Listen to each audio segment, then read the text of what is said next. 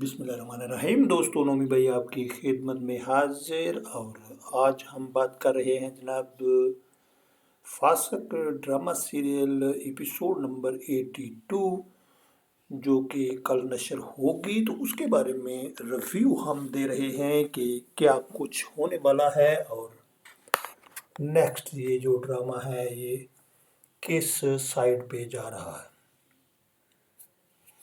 تو اس پہ جناب اب تک کی صورتحال کچھ یوں واضح ہوئی کہ مطاہر روایتی انداز میں سویرا سے یہ کہہ رہا ہے کہ ہم چھپ کے نکاح کر لیں گے، کیونکہ اس کو آلریڈی یہ پتہ چل چکا کہ سویرا کی جو ہے وہ پرانی رشتہ داری ہے میرے سسرال میں، تو یہ ایک مسئلہ ہو جائے گا کہ ان کو جیسے ہی پتہ چلے گا اس کی 2 بیوی پہلے سے موجود ہیں تو پھر یہ گڑبڑ ہو جائے گی۔ سویرا نے جناب ایگری کر لیا کہ کوئی بات نہیں، ہم ایسے ہی کر لیں گے، لیکن وہ بھی آپ کی خاطر۔ دوسرا اس نے یہ کہہ دیا کہ میں اپنے امپلائی کو جو پرانے ہیں ان کو نکالنا چاہتا ہوں اور نئے امپلائی کو رکھنا چاہتا ہوں۔ کسی حد تک سویرا نے اس کے اوپر بھی ایگری کر لیا۔ اس کے بعد اب کی صورتحال یہ بن گئی کہ اب یہ ان کے گھر آئے ہوئے ہیں اور بات کر رہی ہے سویرا جو ہے فاطمہ کو، کہہ رہی ہے کہ آپ کا جو بیٹا ہے کافی چھوٹا ہے تو وہ ہے کہاں؟ تو فاطمہ جواب دے رہی ہے کہ وہ اپنے بابا کے پاس ہے، اور سویرا کا یہ کہنا ہے کہ اتنا چھوٹا بیبی ماں کے بغیر تو رہ نہیں سکتا، لیکن لگتا ہے وہ کافی اٹیچ ہے ان کے ساتھ۔ تو یہ اسی بات کو دہراتے ہوئے جو سویرا کی ماں ہے وہ بھی کہ ہاں بھائی یہ بات تو صحیح ہے کہ اتنا چھوٹا بیبی جو ہے وہ ماں کے بغیر کیسے رہ سکتا ہے۔ دوسری طرف انیکا جو ہے روایتی انداز میں مطاہر کو وارننگ دیتے ہوئے کہ تم جیسا مرد میں نے نہیں دیکھا، اگر تمہاری جگہ کوئی اور ہوتا تو وہ اب تک